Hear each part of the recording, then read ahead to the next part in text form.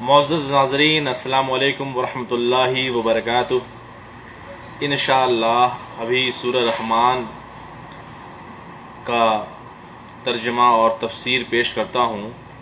نحمدہ ونصلی ونسلم علی رسولہ النبی الامین المکین الکریم الحنین الرؤوف الرحیم، اما بعد فاعوذ باللہ من الشیطان الرجیم، بسم اللہ الرحمن الرحیم۔ رب اشرح لی صدری ویسر لی امری واحلل عقدۃ من لسانی یفقہوا قولی، رب زدنی علما رب زدنی علما رب زدنی علما، صدق اللہ العظیم۔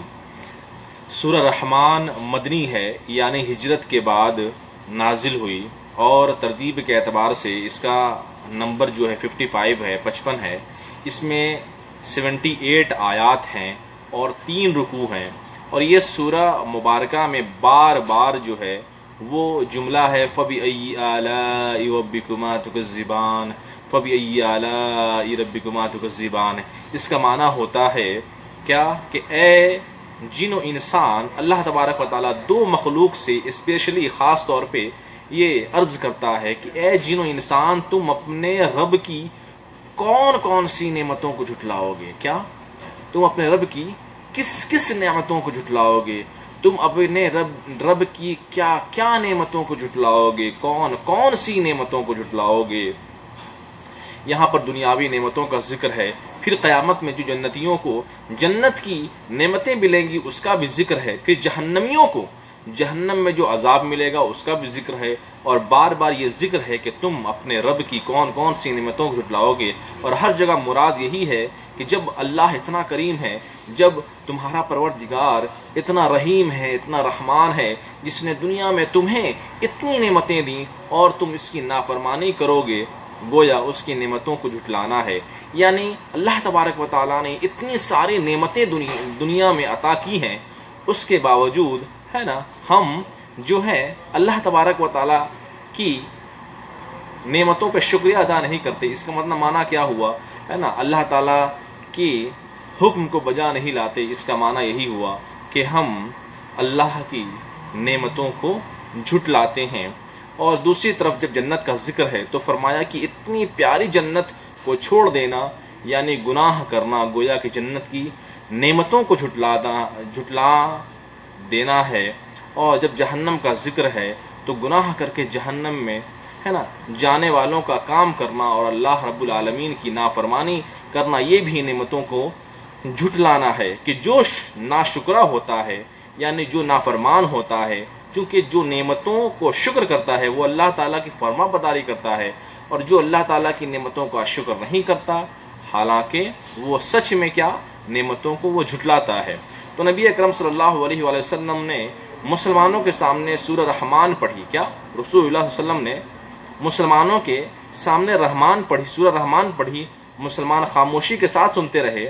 آپ نے فرمایا تم سے اچھے تو تمہارے بھائی جنات ہیں، کہ جب میں نے سورہ رحمان پڑھی اور جب میں اس مقام پہ پہنچا فَبِأَيِّ آلَاءِ رَبِّكُمَا تُكَذِّبَانِ، ہے نا، اے جنات اور اے انسان کے گروہ، کیا اے جن و انسان کے گروہ، تم اپنے رب کی کس نعمتوں کو جھٹلاؤ گے؟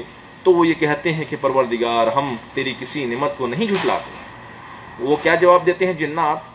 انسان خاموش رہے، مسلمان خاموش رہے، لیکن ہے نا جنات اس کا جواب دیتے ہیں باری تعالیٰ ہم تیری نعمتوں کو نہیں جھٹلاتے ہیں، اور اے مالک و مولا تو ہمیں عقل کی توفیق عطا فرما۔ اے مالک و مولا تو ہمیں عقل کی، سمجھ کی، بوجھ کی توفیق عطا فرما۔ بسم اللہ الرحمن الرحیم، اللہ کے نام سے شروع جو بڑا مہربان اور نہایت رحم والا ہے۔ ہم شروع کرتے ہیں۔ الرحمن علم القرآن خلق الانسان۔ ہم قرآن کی شروعات کرتے ہیں پہلی آیت سے۔ سورہ رحمان کو قرآن کی زینت قرار دیا گیا ہے۔ جیسا کہ ہم کہتے ہیں کہ قرآن کی زینت کیا ہے، تو وہ سورہ رحمان ہے۔ اور پہلی آیت میں اللہ ارشاد فرماتا ہے سب سے زیادہ مہربان رحمان عز و جل نے قرآن سکھایا۔ یعنی کس نے رسول اللہ صلی اللہ علیہ وسلم کو قرآن کس نے سکھایا؟ کس نے؟ اللہ رب العزت نے سکھایا، رحمان نے سکھایا۔ یعنی قرآن رسول اللہ صلی اللہ علیہ وسلم کو کس نے سکھایا؟ اللہ عز و جل نے سکھایا۔ اور بہت سارے کفار و مشرکین یہ کہتے ہیں کہ رسول اللہ صلی اللہ علیہ وسلم کو جو ہے کسی بشر نے قرآن سکھایا، لیکن اللہ نے خود ارشاد فرمایا الرحمن علم القرآن، تو اللہ نے رحمان نے رسول اللہ صلی اللہ علیہ وسلم کو قرآن سکھایا ہے نا، کسی بشر نے نہیں سکھایا بلکہ اللہ نے قرآن سکھایا، اور اللہ نے انسان کو پیدا فرمایا اور اسے بیان سکھایا ہے نا۔ یعنی انسان سے مراد رسول اللہ صلی اللہ علیہ وآلہ وسلم ہیں، یعنی انسان کامل، اور بیان سے مراد علم ما کانا ما یکون کا بیان، کہ جو اللہ نے حضور کو علم کا خزانہ عطا کیا، یعنی قرآن سکھایا۔ اس قرآن میں اور اگلی اور پچھلی باتیں ہیں، اور تمام باتوں کا خلاصہ اور تمام باتوں کی گہرائی موجود ہے۔ اور پھر اگلی آیت میں ہے سورج اور چاند ایک حساب میں ہے، کیا کہ یہ جو سورج ہے اور چاند ہے نا، اس کا جو سسٹم ہے اس میں تھوڑی سی بھی جو ہے نا مسٹیک نہیں ہوتی، تھوڑا سا بھی فرق نہیں ہوتا، یعنی یہ اللہ تبارک و تعالیٰ کے سسٹم میں ہے، اللہ تبارک و تعالیٰ کے نظام سے ساری چیزیں وجود میں ہیں، چاہے وہ چاند ہے، تارے ہیں، ستارے ہیں، سیارے ہیں، اور جتنی بھی اللہ کی مخلوق ہے وہ اللہ تبارک و تعالیٰ کے علم میں ہیں، اور اللہ تبارک و تعالیٰ اسے کنٹرول کرتا ہے۔ اور پھر اللہ نے کیا فرمایا، سورج اور چاند ایک حساب میں ہیں، یعنی ایک نظام کے تحت ہیں۔ اور اگلی آیت میں اور ستارے اور درخت سجدہ کرتے ہیں اللہ تعالیٰ کو، کیا کہ ستارے، اب سوچیں آسمان میں کروڑوں ستارے ہیں، کروڑوں ستارے ہیں، اور ایک ستارہ زمین سے لاکھوں کروڑوں گنا بڑا ہے، تو سوچیں اللہ کی شان الوہیت کیا ہے، اللہ کا مقام، اللہ کا مرتبہ کیا ہے۔ اور ستارے اور درخت سجدہ کرتے ہیں، یعنی ہے نا نجم سے مراد ستارے ہیں، اور وہ پودے ہیں جن کے تنے نہیں ہوتے، یعنی بیل کی شکل میں ہوتے ہیں، یعنی وہ سجدہ کرتے ہیں، اللہ کی بارگاہ میں جھکتے ہیں، اللہ کی حمد و ثنا بیان کرتے ہیں۔ اور پھر اگلی آیت میں ہے اور اللہ نے آسمان کو بلند کیا، کیا اللہ نے آسمان کو بلند کیا اور ترازو کو قائم فرما دیا، اور یہ ترازو کو اس لیے قائم فرمایا گیا تاکہ کل بروز قیامت جو میزان عمل ہے اس کی یاد تمہیں دلاتا رہے، اور تم سوچو آج ہم چیزوں کو تول رہے ہیں، کل بروز قیامت ہماری نیکیوں کو تولا جائے گا، یعنی بروز قیامت میزان رکھا جائے گا۔ ایسا نہیں کہ ہم جو ہیں اسی طرح سے جو ہے ایک کیلکولیشن ہوگا، نہیں، ایک میزان ہوگا، وہاں پہ انصاف ہوگا، اور سارے نامۂ اعمال اس کے ہاتھ میں دیے جائیں گے، اور ذرہ برابر بھی اس میں فرق نہیں ہوگا۔ کیا یہ ساری چیزیں اللہ تبارک و تعالیٰ نے ہے نا قیامت کے دن کا ارشاد فرمایا ہے۔ پھر اگلی آیت میں ہے یہ ترازو قائم فرمائے تاکہ تم تولنے میں سرکشی نہ کرو، یعنی ساری چیزیں اللہ تبارک و تعالیٰ کے علم میں ہیں کہ ہم نے کتنے گناہ کیے، ہم نے کتنی نیکیاں کی، ہم نے چغلی، غیبت، زنا، گالیاں، جھوٹ ہم نے بولے، زندگی میں گناہ کی انتہا کر دی۔ ہمارے پاس نامہ اعمال ہوں گے، فرشتے ہمارے گواہ ہوں گے، ہمارے جسم کے ہر اعضاء گواہ دیں گے، مگر اللہ تبارک و تعالیٰ نے اس کے لیے بھی میزان رکھا ہے کہ کوئی سرکشی نہ کر پائے، کوئی بدماشی نہ کر سکے، کیا اور یہ ترازو قائم فرمائے تاکہ تم تولنے میں سرکشی نہ کرو، اور وزن کو انصاف کے ساتھ قائم رکھو، یعنی کسی کو کوئی چیز دو تو وزن کر کے دو۔ یعنی دنیا میں بھی اس طرح سے اللہ تبارک و تعالیٰ ہمیں تنبیہ دے رہا ہے کہ دنیا میں بھی وزن کے ساتھ دو، جیسا کہ قرآن میں قیامت میں بھی جو ہے وزن اور میزان رکھا جائے گا، اور تولنے میں کچھ کمی نہ کرو، اور زمین کو بچھایا مخلوق کے لیے، یعنی ہمارے لیے جو لینڈ ہے، جو زمینیں ہیں ہے نا، اس زمین میں ہر قسم کے میوے، پھل ہیں اور کھجورے ہیں غلاف والی، یعنی اللہ نے ہر پھل کو غلاف چھلکا دیا تاکہ نہ جانے کہاں کہاں سے پھل چلتے ہیں۔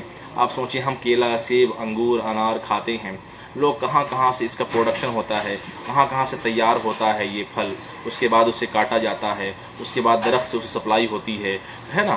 اسی طرح سے یہ پھل جو ہیں جگہ جگہ جانے کے بعد بہت سارے لوگ اس میں ہاتھ چھوتے ہیں، اس کی مٹی لگتی ہے، گندگی لگتی ہے، لیکن جب ہم کیلے کا چھلکا ہے نا کھولتے ہیں تو اس میں کوئی گندگی نہیں لگی ہوتی۔ اللہ تبارک و تعالیٰ نے ایسا چھلکا ڈالا ہے اس کیلے میں کہ جب ہم کھاتے ہیں تو اس میں کوئی قسم کی اس کے اندر کوئی جو ہے نا گندگی نہیں لگی ہوتی اندر میں، ہم خالص کیلا کھا لیتے ہیں، ہے نا۔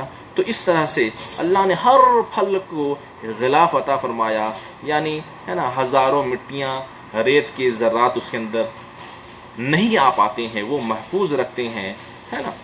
اور پھر اگلی آیت میں ہے اور اناج بھوسے والا، یعنی اناج چھلکے والا، جب ہم چھلکا اتارتے ہیں، کیلا ہے نا، انار ہے، یا کوئی بھی اور دوسرا سا ہے نا بادام ہے، یا کوئی بھی اور دوسرا پھل، ہم اس کا چھلکا اتار لیتے ہیں اور اندر کی چیز کھا لیتے ہیں، تو جو باہری چیز ہوتی ہے نا وہ کیا ہے، جانور کھا لیتے ہیں۔ اور اناج بھوسے والا ہے نا، تو یہ چھلکا جانوروں کے کھانے کے لیے استعمال ہوتا ہے۔ اور خوشبودار پھول، رنگ برنگے پھول اور خوشبوئیں۔ پھر اگلی آیت میں ہے پس اے گروہ، ہے نا، اے گروہ جن و انسان، تم اپنے رب کی کس کس نعمتوں کو جھٹلاؤ گے، فَبِأَيِّ آلَاءِ رَبِّكُمَا تُكَذِّبَانِ، سو تم اپنے رب کی کس کس نعمتوں کو جھٹلاؤ گے، اے جن و انسان تم اپنے رب کی کس کس نعمتوں کو جھٹلاؤ گے۔ پھر اگلی آیت میں ہے اللہ نے انسان کو پیدا کیا، کیا؟ اللہ نے خلق الانسان من صلصال کالفخار وخلق الجان من مارج من نار، کیا اللہ نے انسان کو پیدا کیا ایک ایسی مٹی سے جو بجنے والی ہے۔ اب سوچیں انسان کی سب سے پہلے پیدائش کیسے ہوئی؟ کیا انسان کو بنایا کس سے؟ مٹی میں پانی ڈالا گیا اور گارا بنایا، پھر اس گارے کو دھوپ میں سکھایا گیا، ہے نا، تو یہ مٹی سخت ہو گئی، پھر اس کو ہے نا، پھر اگر اس کو زمین پہ پھینکا جائے تو آواز پیدا ہوگی، اور بعد کی نسلوں کو ہے نا پانی کے ایک قطرے سے بنایا گیا۔ لیکن انسان میں اللہ نے کیسی کیسی صلاحیتیں پیدا کی۔ اب سوچیں انسان کو کس سے بنایا گیا؟ انسان کو بجتی ہوئی سیاہ بودار گارے سے بنایا گیا انسان کو۔ لیکن سوچیں انسان کے اندر کتنی ساری خوبیاں ہیں، کتنی ساری صلاحیتیں ہیں۔ اللہ نے ہمیں آنکھ دی دیکھنے کے لیے، اللہ نے ہمیں زبان دی بولنے کے لیے، ہمیں کان دیا دیکھنے کے لیے، جسم کے سارے اعضاء ہیں، اور وہ اللہ تعالیٰ کی حمد و ثنا کرتے ہوں گے، وہ اللہ کی پاکی بیان کرتے ہوں گے۔ اور ہم سوچ نہیں سکتے کہ اللہ تبارک و تعالیٰ نے ہمیں ایک بجتی سیاہ بودار سیاہ گارے سے ہماری ہے نا تشکیل ہوئی، اور ہم کو پھر اللہ نے اشرف المخلوقات بنایا، سب سے بہترین مخلوقات بنایا، سب سے بہترین مخلوق ہمیں بنایا۔ اور پھر کیا اللہ ارشاد فرماتا ہے، اور ہے نا، اور اللہ نے جنات کو آگ کے ایسے شعلے سے پیدا کیا جو بغیر دھوئیں کی ہیں، یعنی انسان کو تو اللہ نے فرما دیا کہ اللہ نے انسان کو کیسے بنایا، پھر اللہ نے جنات کا ذکر کیا کہ اللہ نے جنات کو آگ کے شعلے سے پیدا کیا جو بغیر دھوئیں ہیں، یعنی اس میں دھواں نہیں ہے۔ اور اگلی آیت میں ہے اے گروہ جن و انس، اے انسان اور جنات تم دونوں اپنے رب کی کس کس نعمتوں کو جھٹلاؤ گے، یعنی تمہیں اللہ تبارک و تعالیٰ نے کیسی کیسی نعمتیں عطا فرمائیں، تم کس کس نعمتوں کو ہے نا، تم کس کس نعمتوں کو جھٹلاؤ گے۔ اور اگلی آیت میں ہے نا، دونوں مشرقوں کا رب پروردگار اور دونوں مغرب کا رب اللہ رب العالمین ہے نا، مرج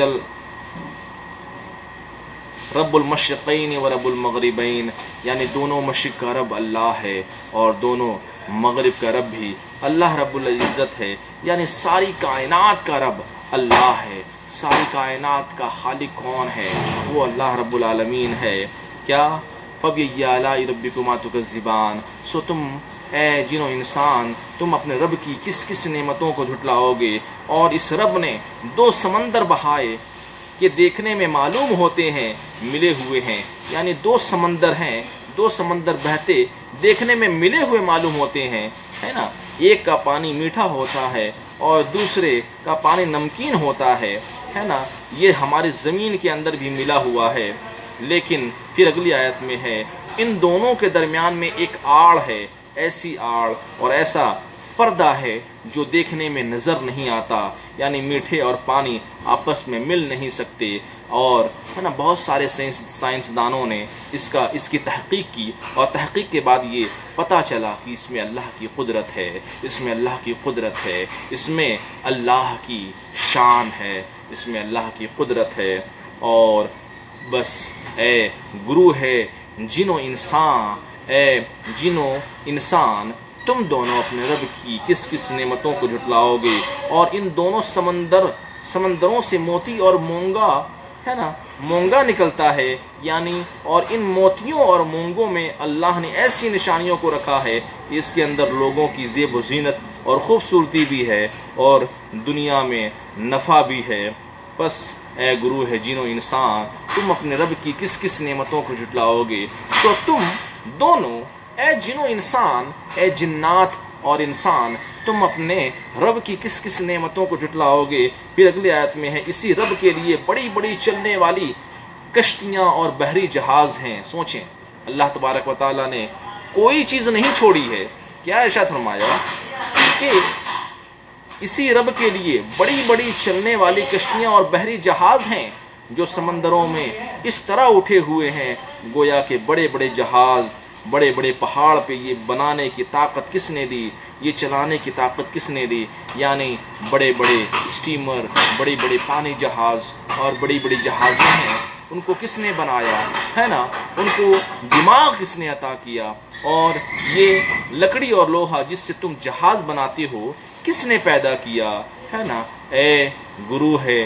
جن و انسان، اے جن و انسان، تم دونوں اپنے رب کی کس کس نعمتوں کو جھٹلاؤ گے۔ پھر اگلی آیت میں ہے جو کوئی زمین پر ہے اسے فنا ہے، یعنی جو کوئی اس کائنات میں پیدا ہوا ہے اسے مرنا ہے، یہ دنیا فانی ہے، باقی رہنے والا صرف خالق کائنات ہے، باقی رہنے والا صرف اللہ رب العزت ہے، باقی رہنے والی ذات صرف رب کی ہے، وہ رب جو جلال ہے، وہ رب جو عظمت والا ہے، وہ رب جو رفعت والا ہے، وہ رب جو شان ربوبیت کا مالک ہے۔ تو اے جن و انسان، تم دونوں اپنے رب کی کس کس نعمتوں کو جھٹلاؤ گے۔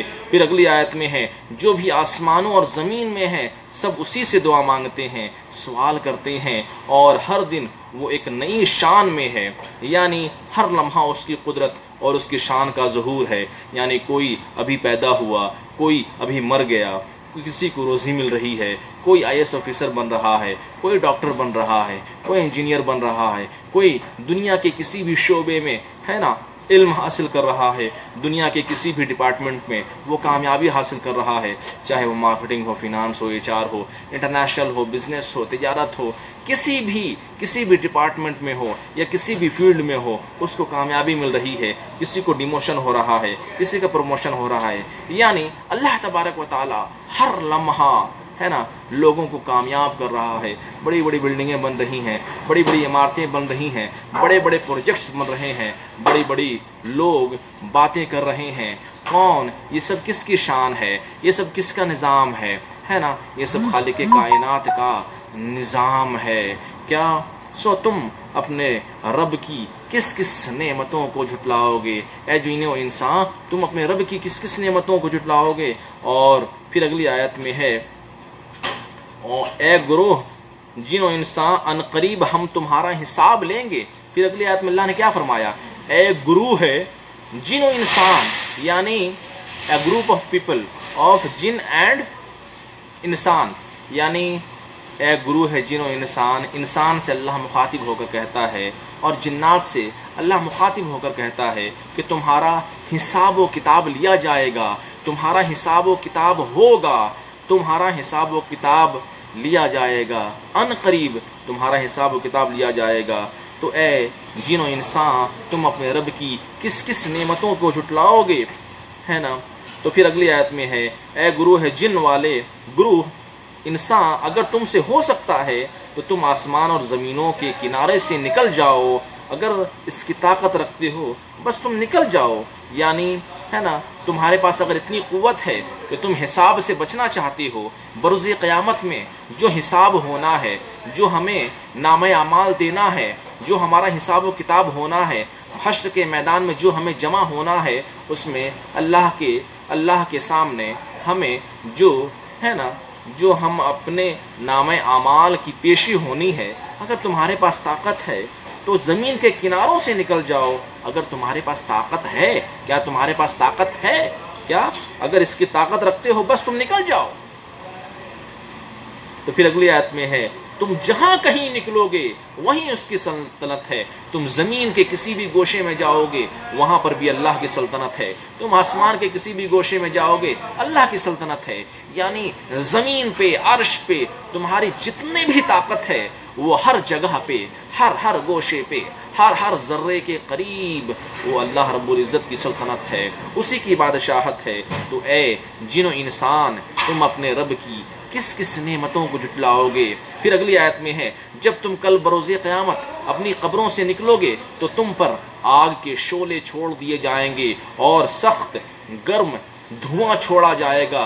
پھر اے گروہ ہے نا، اے گروہ جن و انس تم بدلہ نہ لے سکو گے، مقابلہ نہ کر سکو گے، یعنی بروز قیامت جو ہے نا تمہارا اگر نامہ اعمال صحیح نہیں ہوا تو تم سیدھے جہنم میں ڈالے جاؤ گے، تمہیں ہے نا گرم کھولتا ہوا پانی تم پہ ڈالا جائے گا، جہنم میں تمہیں ڈالا جائے گا اور تم اس کا بدلہ نہیں دے سکو گے، یعنی تم اس کا مقابلہ نہیں کر سکتے، تم اس کو برداشت نہیں کر سکتے، تم اس سے بھاگ نہیں سکتے۔ بس اے گروہ جن و انسان تم اپنے رب کی کس کس نعمتوں کو جھٹلاؤ گے؟ اے جن و انسان تم اپنے رب کی کس کس نعمتوں کو جھٹلاؤ گے؟ پھر جب آسمان پھٹ جائے گا، کیا اللہ تبارک و تعالیٰ نے یہاں پہ ہے نا اپنے قہر کی بات کہی ہے، اور جن لوگوں نے برائیاں کی، جن لوگوں نے گناہ کیے، جن لوگوں نے نافرمانی کی، ان کی طرف اشارہ ہے۔ کیا اللہ فرماتا ہے جب آسمان پھٹ جائے گا، قیامت قائم ہوگی اور پھر سور پھونکی جائے گی تو آسمان پھٹ کر گلابی سرخ ہو جائے گا، گویا کہ رنگا ہوا چمڑا بکرے کی کھال کو جب ہے نا رنگ دیا جاتا ہے تو کیسا سرخ ہو جاتا ہے۔ تو اے گروہ جن و انسان تم اپنے رب کی کس کس نعمتوں کو جھٹلاؤ گے؟ پھر اگلی آیت میں ہے پھر اس دن انسان اور جنات سے ان کے گناہوں کے بارے میں پوچھا نہیں جائے گا۔ آپ سوچیں کہ پھر اس دن انسان اور جنات سے ان کے گناہوں کے بارے میں پوچھا نہیں جائے گا، کیونکہ پوچھنے کی ضرورت ہی نہ ہوگی، لوگوں کے چہرے بتا رہے ہوں گے کہ کتنے گناہگار ہیں، یعنی انسان کے چہرے سے دیکھ کر سمجھ میں آ جائے گا یہ گناہگار ہے یا نیک بندہ ہے، یعنی اس کے چہرے کی صورت ہی بتا دے گی کہ وہ کتنا بڑا گناہگار ہے، بدکار ہے، اس کے نامہ اعمال میں کتنی برائیاں ہیں، بدکاریاں ہیں۔ کیا پھر تو اے گروہ جن و انسان تم اپنے رب کی کس کس نعمتوں کو جھٹلاؤ گے؟ پھر اگلی آیت میں ہے کیا ہولناک وہ لمحات ہوں گے جب مجرمین گنہگار اپنی پیشانیوں سے پہچانے جائیں گے، یعنی پھر پیشانیوں کے بالوں اور ٹانگوں سے پکڑ لیے جائیں گے اور گھسیٹ کر جہنم میں پھینک دیے جائیں گے، یعنی بروز قیامت ہے نا جو بہت ہی آسان ہے پہچاننا، یعنی اس کے چہرے کو، اس کی پیشانی کو، اس کے پیر کو دیکھ کر، اس کے جسم کے اعضاء کو دیکھ کر اسے پہچان لیا جائے گا یہ گنہگار ہے، بدکار ہے۔ اور فرشتوں کو تو سب پتہ ہوتا ہے، لیکن اللہ تبارک و تعالیٰ نے قرآن کریم میں ہر چیز کو واضح کیا ہے کہ اس کی پیشانی پہ بھی لکھا ہوگا ہے کہ وہ گنہگار ہے، اس کے پیر کی پنڈلیوں سے بھی پتہ چلے گا گنہگار ہے، یعنی اس کے نامہ اعمال تو ہوں گے ہی، اس کے علاوہ یہ ساری اس کی علامتیں ہوں گی اس کے جہنمی ہونے کی، اور پھر اسے جہنم میں پھینک دیا جائے گا۔ بس اے جن و انسان تم اپنے رب کی کس کس نعمتوں کو جھٹلاؤ گی؟ اور پھر اگلی آیت میں اور سخت گرم پانی میں ڈبکیاں کھا رہے ہوں گے، یعنی گرم پانی ان پر ڈالا جائے گا پس اے گروہ جن و انسان تم اپنے رب کی کس کس نعمتوں کو جھٹلاؤ گے؟ پھر اگلی آیت میں ہے اور جو اپنے رب کے حضور کھڑے ہونے یعنی قیامت کے میدان میں اپنے رب کی بارگاہ میں حاضر ہونے کی خوف کی وجہ سے وہ گناہوں یعنی ہے نا جو اپنے رب کے حضور کھڑے ہونے کی وجہ سے ڈر گیا اس کے لیے 2 باغات ہیں، 2 جنتیں ہیں۔ حضرت عمر رضی اللہ تعالی عنہ کے دربار میں ایک گنہگار کا ارادہ کیا اور اللہ کے خوف کے مارے ایک چیخ ماری اور بے ہوش ہو گیا اور گناہ نہ کر سکا۔ پھر ہوش میں آنے کے بعد اس کے والد نے وجہ پوچھی بے ہوش ہونے کی، تو انہوں نے کہا کہ میں گناہ کی طرف پہنچ گیا تھا، پھر اللہ کا خوف مجھ پہ غالب آیا۔ یہ کہنا تھا کہ خوف کا ایسا غلبہ ہوا کہ ان کا انتقال ہو گیا، اور حضرت عمر رضی اللہ تعالی عنہ اس کی قبر پہ گئے، اور قبر پہ جانے کے بعد اس نوجوان وہ نوجوان فرماتا ہے جو اپنے رب کے حضور کھڑے ہونے سے ڈرے اس کے لیے 2 جنتیں ہیں، ہے نا۔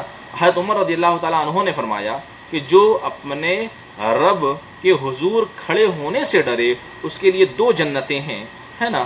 تو قبر سے اس نوجوان کی آواز آئی الحمدللہ اللہ نے مجھے 2 جنتیں عطا فرمائی ہیں۔ تو دیکھیں کس طرح سے جو اللہ کے خوف سے خوف سے ڈر جائے اور اللہ کے خوف کے بعد سچی توبہ کر لے، اور اگر اس کا انتقال ہو جائے تو اللہ تبارک و تعالیٰ اسے نعمتیں عطا فرمائے گا اور 2 جنتیں عطا فرمائے گا۔ پھر اے جن و انسان تم اپنے رب کی کس کس نعمتوں کو جھٹلاؤ گے؟ پھر اگلی آیت میں ہے یہ دونوں باغات بہت سارے ٹہنیوں اور ڈالیوں والے ہیں، یعنی وہ باغات اور وہ درخت ایسے ہوں گے جو بہت گھنے ہوں گے، اور ایک ایک ڈالی پر ایک ایک شاخ پر کئی کئی پھل کے گچھے ہوں گے۔ یہ قرآن کریم ہے نا۔ یہ کیا ہے؟ قرآن کریم ہے۔ اللہ تبارک و تعالیٰ نے ساری چیزوں کو نقطہ با نقطہ اور ترتیب وار ترتیب سے ہمیں سمجھایا ہے قرآن کریم میں، لیکن ہم پڑھتے نہیں، ہم کچھ چیزوں کو بس جان لیتے ہیں اور دنیاوی زندگی میں مشغول ہو جاتے ہیں، اور دنیا کر کے ہم مر جاتے ہیں، اور پھر ہمارا ٹھکانہ کیا ہوگا؟ پھر آپ بالکل جانتے ہیں اس کا ٹھکانہ کیا ہوگا جو اللہ کو اس کائنات میں یاد کرنے سے محروم ہو جائے۔ اللہ نے کیا فرمایا کہ تو تم اپنے رب کی کس کس نعمتوں کو جھٹلاؤ گے؟ پھر اگلی آیت میں ہے ان دونوں جنتوں میں بہنے والے چشمے ہیں، فَبِأَيِّ آلَاءِ رَبِّكُمَا تُكَذِّبَانِ، سو تم اپنے رب کی کس کس نعمتوں کو جھٹلاؤ گے؟ پھر اگلی آیت میں ہے ان دونوں جنتوں میں ہر قسم کے پھلوں کے جوڑے ہیں۔ کیا؟ ہر قسم کے، 1 قسم 2 قسم نہیں۔ اب سوچیں دنیا میں کتنی قسم کے پھل ہیں، انڈیا میں، پاکستان میں، بنگلہ دیش میں، ایشیا میں کتنی قسم کے پھل ہیں۔ اب یورپ میں بھی کچھ الگ پھل بھی ہیں، ہے نا۔ افریقہ، شمالی امریکہ، ہر جگہ دنیا میں الگ الگ آپ کو پھل ملیں گے جو ہم نے نہیں کھایا۔ کچھ پھل ایسے ہیں جو سعودی میں ہم یہاں آ کر کھائے، کچھ سبزیاں ایسی ہیں جو ہم یہاں آ کر کھائیں۔ تو اللہ نے کیا فرمایا؟ ان دونوں جنتوں میں ہر قسم کے پھلوں کے جوڑے ہوتے ہیں۔ فَبِأَيِّ آلَاءِ رَبِّكُمَا تُكَذِّبَانِ، سو تم اپنے رب کی کس کس نعمتوں کو جھٹلاؤ گے؟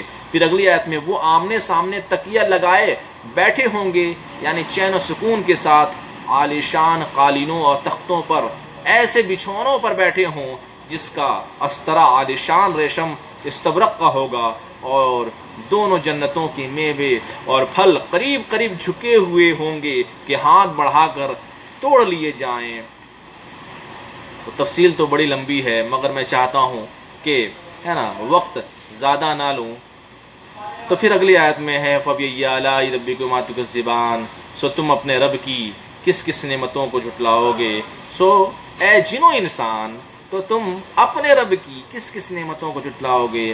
پھر اگلی آیت میں ان باغات میں، اب سوچیں پہلے ٹہنیوں کا ذکر ہوا، پھر پھل کا ذکر ہوا، پھر جو ہے پھلوں کا ذکر ہوا، مختلف پھلوں کا ذکر ہوا، اب کیا ذکر ہو رہا ہے؟ ان باغات میں جنتوں میں وہ حوریں ہیں جو جنتی عورتیں ہیں کہ وہ جو نگاہ نیچی رکھنے والی ہیں، جن کی نگاہ نیچی رہتی ہے، نہ ان سے پہلے کسی نے انہیں دیکھا، نہ کسی جن نے انہیں دیکھا، ہے نا۔ عورت کی خوبی بیان کی گئی ہے، نہ کسی انسان نے چھوا، نہ کسی جن نے چھوا۔ یہ جنتی عورتوں کی خوبی ہے، یعنی شوہر سے پہلے کسی نے نہیں چھوا، یعنی جو عورتیں ہوں گی اس کو نہ کسی نے دیکھا ہوگا نہ کسی نے چھوا ہوگا سوائے اس کے شوہر کے. اور حضرت فاطمہ رضی اللہ تعالی عنہا شرم و حیا کی ایسی پیکر تھیں کہ نبی اکرم صلی اللہ علیہ وسلم نے فرمایا میری فاطمہ دنیا میں جنتی حور ہے، دنیا میں جنتی حور ہے.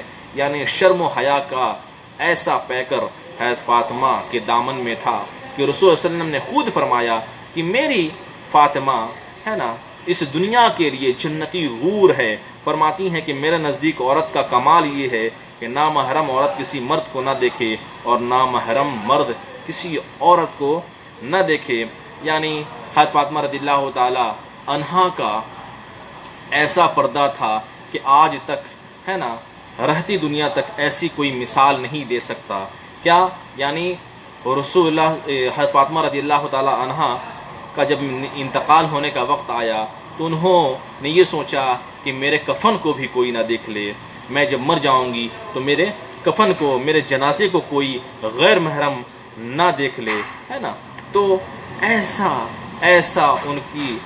ان کا مرتبہ ہے اور ان کی ایسی سوچ ہے اور ان کا ایسا پردہ ہے نا. پھر اگلی آیت میں وہ مرد جنت میں نہیں جائے گا اس کو جنت کی خوشبو بھی حرام ہے جس کی عورت بے پردہ کرتی ہے اور وہ عورت کو بے پردگی سے نہ روکے اس مرد پر جنت کی خوشبو بھی حرام ہے. تو کہنے کا مقصد یہ ہے، یہاں پہ مسئلہ ایک بیان کیا گیا ہے کہ بہت ساری عورتیں ہوتی ہیں ہے نا جو پردہ نہیں کرتی، جو بے پردہ رہتی ہیں، تو ایسے مرد کے لیے جو ہے نا جنت کی خوشبو بھی حرام ہے جو اپنی عورتوں کو بے پردہ رکھتا ہے، بے پردگی ہے نا سے منع نہیں کرتا.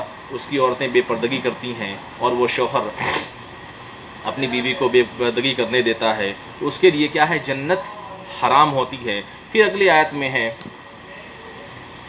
اللہ ارشاد فرماتا ہے جنتی عورتیں نگاہ نیچے کرنے والی ہوں گی اور ان سے پہلے نہ کسی انسان نے ہاتھ لگایا اور نہ کسی جن نے ہاتھ نہ لگایا.